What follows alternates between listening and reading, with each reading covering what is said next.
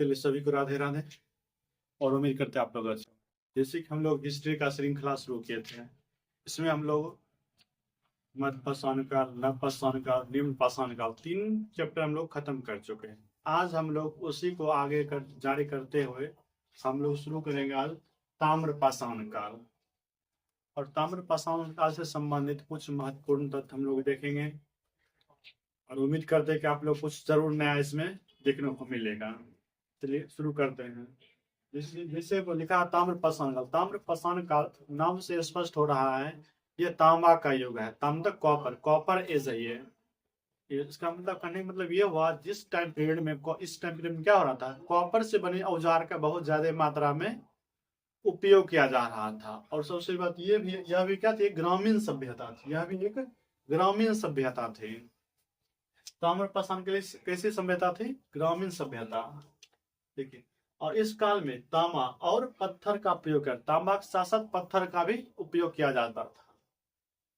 और ताम्र पाषाण काल की सर्वाधिक चर्चा जो किया गया है, बीडी गाइल्ड नामक एक इतिहासकार है। वो अपनी पुस्तक में व्हाट हैपेन इन हिस्ट्री में बीडी महोदय ने क्या किया है, ताम्र पाषाण कालीन की चर्चा किया है।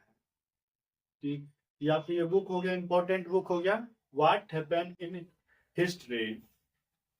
उसका देखिए कुछ हम लोग चलते देखे स्थल, जैसे दक्षिण भारत के प्रमुख ताम्र पाषाण कालीन स्थल में, दक्षिण भारत में कौन कौन सा ताम्र पाषाण कालीन स्थल मिला है, उस स्थल के बारे में हम लोग देखेंगे। जैसे देखिए मस्की, ब्रह्मगिरी, कोडक्कल, सगनकल्लू,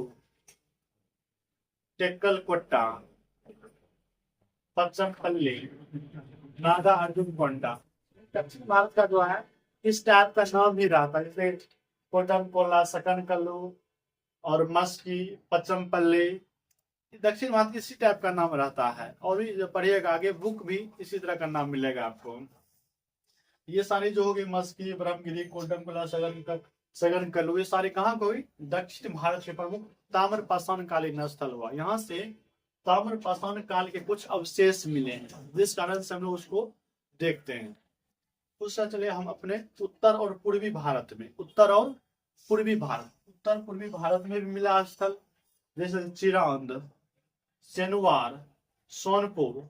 ये जो तीनों क्षेत्र से चिरांद, सेनुवार, सोनपुर, ये बिहार का, अपना बिहार से है, जहां ताम्र पाषाण कालीन कुछ स्थल भी मिले। ये हो गया अपना बिहार का। उससे महिषदल और पांडुराज ढेवी, महिषदल और पांडुराज ढेवी, ये जो है पश्चिम बंगाल। ये दोनों जो जगह दिख रहा है आपको, महिषदल और पांडुराज ढेवी, यह जो जगह है आपका पड़ जाता है वेस्ट बंगाल में। महिषदल में महिषाल काली पूजा, देख रहे नाम से लगभग आ रहा है, ठीक ना। उसके बाद देखिए इमली डील, नारहज, साउथोड़ा, फैराडी, ये जो तीनों चारों मिला नाम, ये जगह जो मिला है, यह मिला आपको यूपी से। यानी ताम्र पाषाण कालीन के स्थल, मुख्य जो स्थल जो पूछा जाता है, इसलिए कि यहीं से, और भी कहीं बहुत सारा जगह है जो इंपॉर्टेंट जगह, उसको हम लोग मेंशन कर रहे हैं।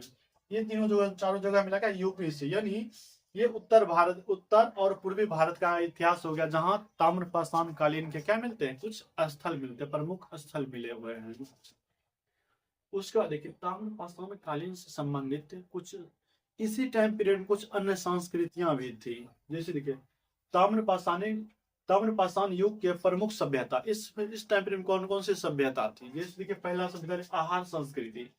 आहार संस्कृति को क्या बोलते हैं? वनाश संस्कृति, ये संस्कृति हो गया। उसके बाद कायथा संस्कृति, ये कायथा संस्कृति और इसी के समकालीन है। उसके बाद देखिए सावलदा संस्कृति, प्रभास संस्कृति, मालवा संस्कृति, रंगपुर संस्कृति और जोरवे संस्कृति। यानी यह जो संस्कृति मिला है, प्रमुख ताम्र पाषाण युग से संबंधित प्रमुख मिला है, सभ्यता मिला है।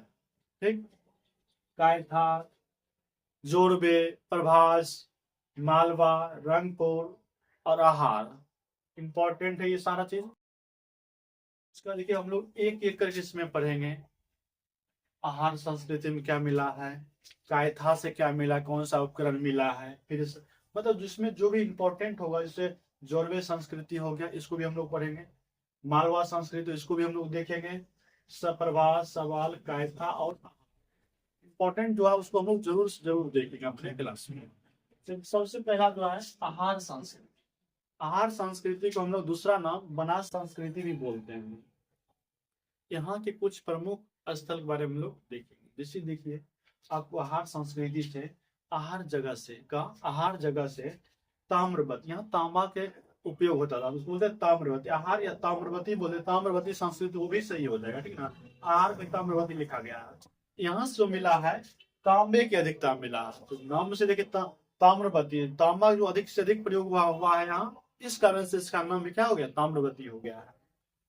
और यहाँ जो प्रमुख मृदवान, इससे पहले भी हम लोग देखे मृदवान जो मिला, अलग अलग पॉलिशदार जो मृदवान मिला, हरा और लाल जो मिला है, अलग अलग पीरियड देखे। इस पीरियड में भी क्या मिला है, कुछ मृदवान मिला। मृदवान करने का मतलब यह है मिट्टी से बने बर्तन, मिट्टी से बने बर्तन जो मृदवान बोलते हैं। लाल, काला, लाल और काले रंग की प्रमुख विशेषता। तो हम लोग पाषाण कालीन में पूछेगा अगर मृदवान में किस टाइप कलर का मिलेगा, तो लाल और काले टाइप का मिला है। लाल और काले रंग से ये पेंट किया होता था मृदभांड, प्रमुख था। यानी लाल काला रंग के मृदभांड बोले तो आपको समझ जाना चाहिए कि ये ताम्रपाषाण युग से बोला जा रहा है, क्वेश्चन आ रहा है। उसके बाद देखिए आहार होते बालाथल, ये भी एक जगह आहार का संस्कृति का ही बालाथल।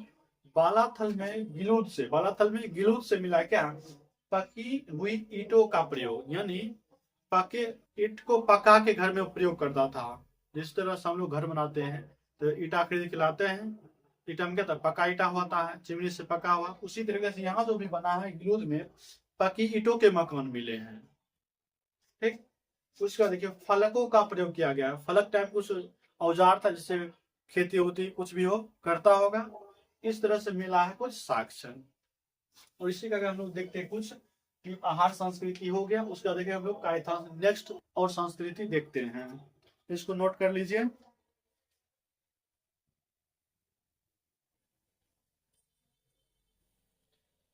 जैसे आगे देखते हैं, जैसे हम लोग कुछ संस्कृति देखे थे, उस संस्कृति में लोग जो महत्वपूर्ण स्थल है उसी को जानकारी लेंगे, ठीक ना। संस्कृति तो बहुत सारा संस्कृति लिखा है, ये वो दिस दैट, लेकिन उसमें से जो भी महत्वपूर्ण संस्कृति है जहाँ से कुछ अवशेष मिला है, उसमें से कुछ पॉइंट हम लोग रखे आपके सामने। जैसे देखिए मालवा संस्कृति, यहाँ जो प्रमुख स्थल है कायथा, एरन, नागदा और नवदा टोली। मालवा संस्कृति का प्रमुख है ये स्थल है। जैसे नवदा टोली देखिए, यहाँ ये जो है नवदा टोली जो है नर्मदा नदी के दक्षिण में है। नर्मदा जो नदी है अभी वर्तमान में, उसके दक्षिण भाग में यह इलाका पड़ता है। और यहाँ की विशेष यहाँ जो उत्कृष्ट मृदवान, उत्कृष्ट उन्नत किस्म, जैसे शादी विवाह में देखते हुए एक से एक आता है मृदभांड, घर आता है ना एकदम कलर किया हुआ, उसी टाइप का यहाँ मिला है।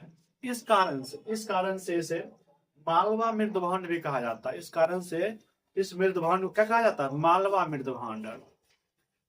उसका चले कुछ नेक्स्ट जगह दैमाबाद। दैमाबाद जो महाराष्ट्र में, दैमाबाद कहाँ पड़ता है, महाराष्ट्र में। यहाँ से मिला 4 मूर्तियां, यहाँ से जो मिला है 4 मूर्तियां मिला है।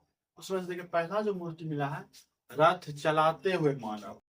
अब इतना सोचिए, रथ चलाते हुए मानव का साक्ष्य मिला है, हाथी का साक्ष्य मिला है, मूर्ति जो है ये मूर्ति मिला है, हाथी का मूर्ति भी मिला है, गैंडा का मूर्ति मिला है, सांड, और इस सांड का भी मूर्ति मिला। 4 मूर्ति आपको कहाँ से मिला, दैमाबाद से, जो दैमाबाद आपको कहाँ पड़ता है, महाराष्ट्र में। इस तरीके से आपका ये खत्म हो। इस क्षेत्र में जौ, मसूर तथा मटर की खेती करने का भी साक्ष्य मिला है। उस टाइम पीरियड दैमाबाद से मसूर, मटर तथा जौ, ये सब चीजों का खेती किया जाता था, ठीक। और जो मिला है आपका यहाँ कच्ची ईंटों के मकान जो बना होता था कच्ची ईंटों के, जो एक पक्की तो कच्ची ईंटों का मकान बना हुआ मिला। ये सारा हो गया आपका इधर से पॉइंट। और कुछ पॉइंट और जो हम आपके सामने रख रहे हैं, ये देखिए इनाम गांव जगह, कुछ प्रमुख स्थल यहाँ से कुछ रिपीट होता है। इनाम गांव, यहाँ से जो मिला इनाम गांव से चूल्हे सहित कच्ची ईंटों के मकान मिला है, चूल्हे सहित कच्ची ईंटों के मकान मिला है। और यहाँ गोलाकार यानी गोलाकार गोलाकार को गोला करके गड्ढानुमा मकान के भी साक्ष्य मिले, नहीं गड्ढा के ऊपर अंदर बनाया था, गड्ढा के जस्ट नीचे, मिट्टी से थोड़ा लेवल से नीचे। यहाँ से मिला इनाम गांव से। तो उसका चला दूसरा जगह जो नेवासा, नेवासा जो आपका जगह से मिला है सर पटसन मिला है, जिसको बोलते हैं जूट। जूट तो समझते हैं ना, जिससे बोरा वोरा बनता है, वो जूट, ठीक ना। नेवासा से क्या मिला है, पटसन का साक्ष्य मिला, उसको बोलते जूट बोलते, पटसन बोलिए या जूट बोलिए, ठीक। और लास्ट जो संस्कृत है दोस्तों जोड़वे संस्कृत था। जोड़वे संस्कृत जोड़वे संस्कृति के इस संस्कृति में लोग मरने के बाद सबके पैर काट देते थे। जब लोग मरता था उसका पैर को काट दिया जाता था।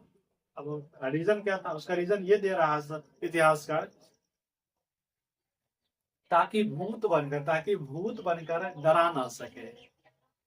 ये क्या अंधविश्वास है, मतलब जोरबे संस्कृति से जो लोग थे, अगर मर जाते थे कोई व्यक्ति, उसका पैर काट के उसको दफनाया, फिर कुछ दफनाया जाता होगा, ताकि वह लोग क्या मरे हुए व्यक्ति भूत बनकर डराए नहीं।